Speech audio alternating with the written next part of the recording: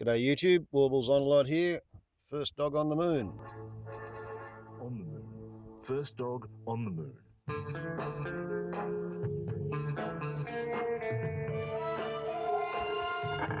Last week, our hero, secret agent Double O.N., had discovered that evil Dr. Turnback, the head of Sphincter, was plotting to become Australia's Prime Minister, without anyone noticing, except that by the time the plot was uncovered, he had already become Prime Minister, and nobody noticed.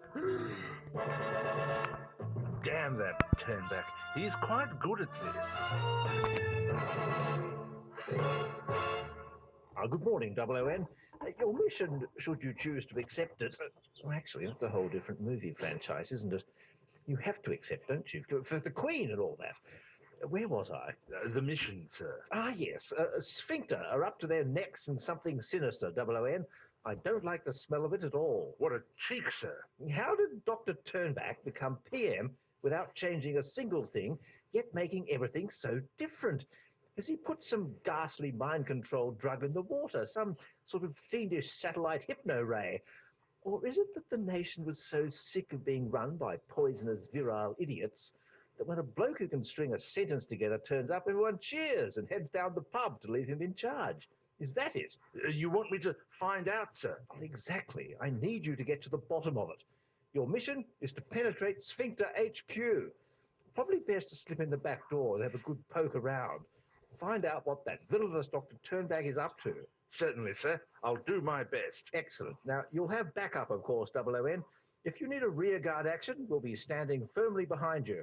Is there going to be a lot more anal humour, sir? This is the ABC after all. Good point, Double O.N. We don't want to be the butt of anyone's jokes. Now, off you go, and be quick about it. Oh, if you could pick up my dry cleaning on the way back, there's a good fellow. If you insist, sir. And a litre of milk. Shut up, sir.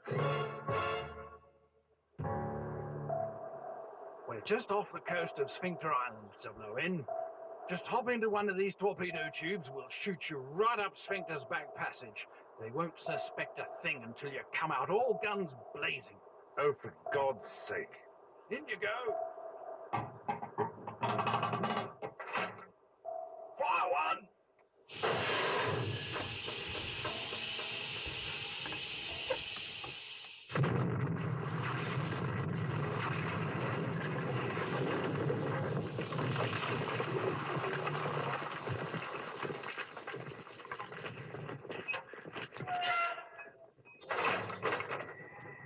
Oh, God, the idiots have torpedoed me right into Dr. Turnback's alpaca holding tank.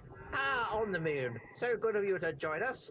We're just putting the finishing touches to our plan to turn Australia into a republic. An Islamic republic. You fiend. Oh, just kidding. The plan is to turn Australia into a republican monarchy, and I shall be its queen. You're out of control, Turnback. I never wanted an Australian republic. I wanted to be queen all along. I want to wear a frock and lovely shoes. It's all a bit transphobic, isn't it? They won't say that when I legislate for gay marriage. You're a monster, Turnback. At least Tony Abbott stood for something. God save the Queen.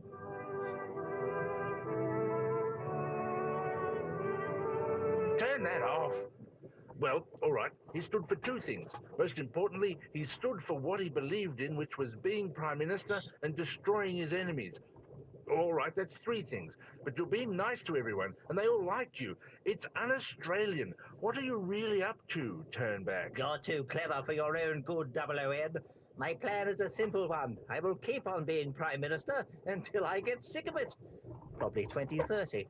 You want me to tell you what I really think, Dr. Turnback? No, Double O.N. I want you to die.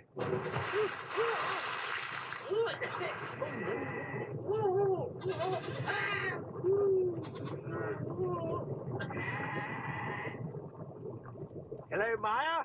Yes, I'll take the pink one as the yellow polka dot. Yes, A-line. Size 14 for both. Oh, yes, and the Jimmy Choos.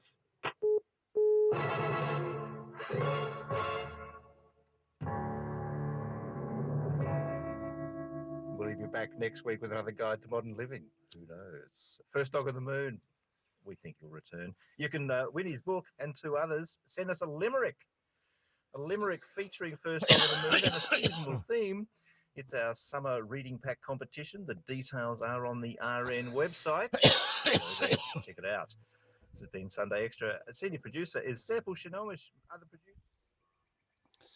Okay. So, Malcolm Turning Bull, Malgollum, is off to Paris, which is somehow trying to think about global warming and climate change and greenhouse effect. In the wake of the exploding Belgians, who were apparently fighting on behalf of the Syrians, or the Iraqis, or whoever else is in Syria and Iraq calling themselves ISIL. Been a bit of chatter among people who are concerned that perhaps the spooks have allowed the Paris attack to go through specifically in order to take the attention away from the climate change conference. I don't actually embrace that hypothesis. I can see how people could arrive at it, but I don't see it. I think it's just a fuck up. I think it's just a complete clusterfuck. In the same sense that there are people who look at world events and they massage the data and they squint and they shut one eye and they hold it up against the light. Perhaps they look through a periscope and they come to the conclusion that the world is in the state that it is because of a secret organisation aiming to create a new world order or a one world order, or there are people who honestly believe that the Protocols of the Elders of Zion was a genuine document rather than a transparent fraud which made up the politics of, I think it was Russia and Georgia and Great Britain. They seem to be playing a game which involved accusing each other to be either pawns of the Jews or Zionist megalomaniacs.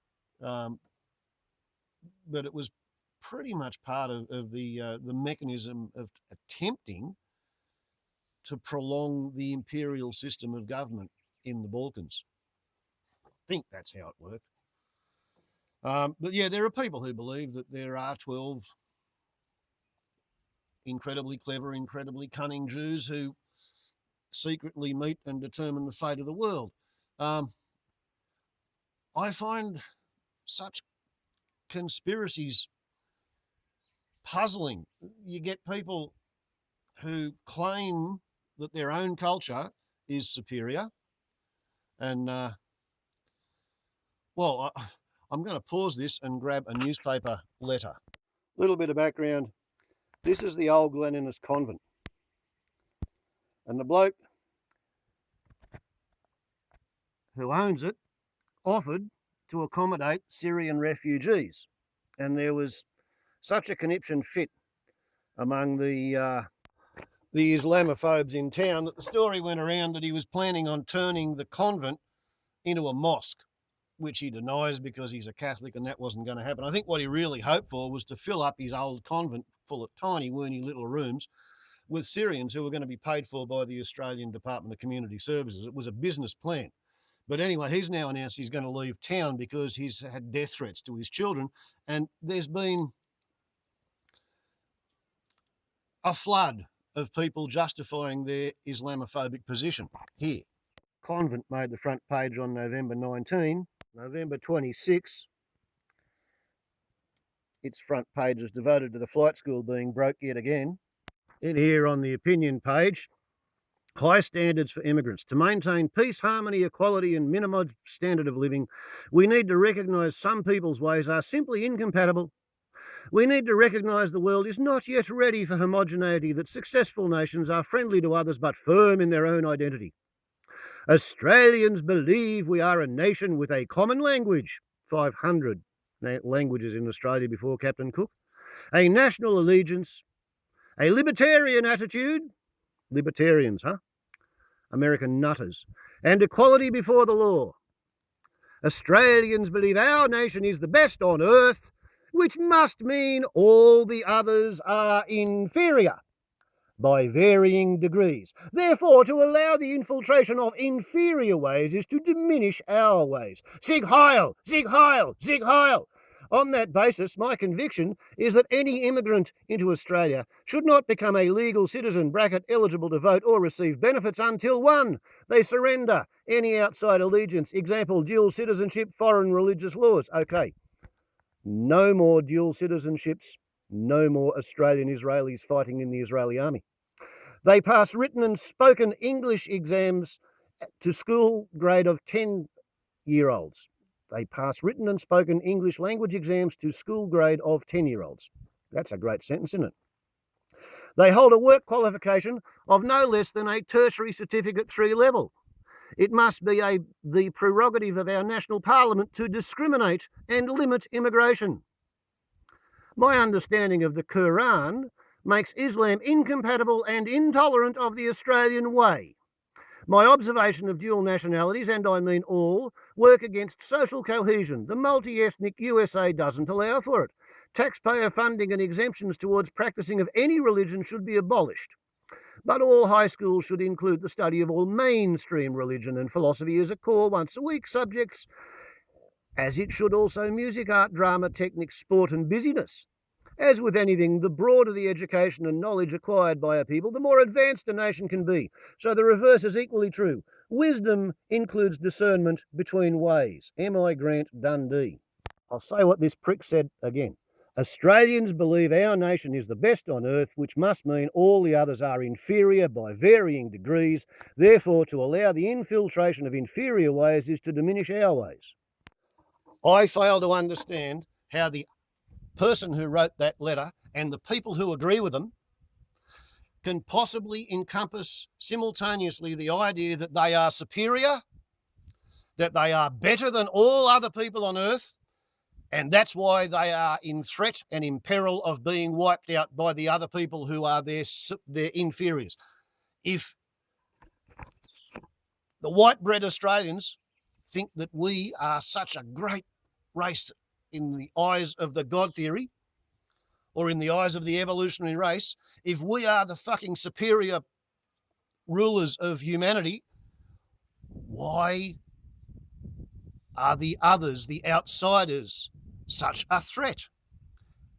How can a xenophobe be afraid of all other peoples and races and cultures and ways of life because they're so inferior that the inferiors are going to outbreed the superiors?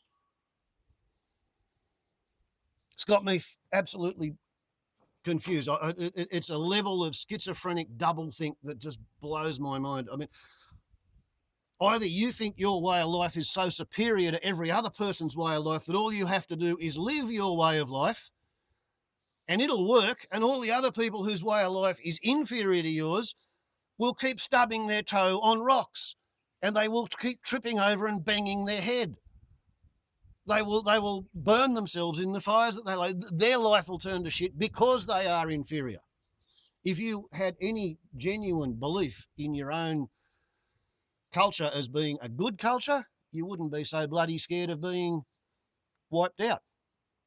That's my point of view. I'm not scared of Muslims. I'm not scared of Buddhists. I'm not scared of Hindus. I'm not scared of Jains. I'm not scared of Sikhs. I'm not scared of Jews. I'm not scared of Christians, because I think my way of life works and I think their way of life doesn't work, and I don't think their God theory gives much of a shit for them. That's why their God theory allows them to run around with death machines and to defend the nature of their understanding of reality and perception, because their God theory can't do it for them. That's why they have to have weapons.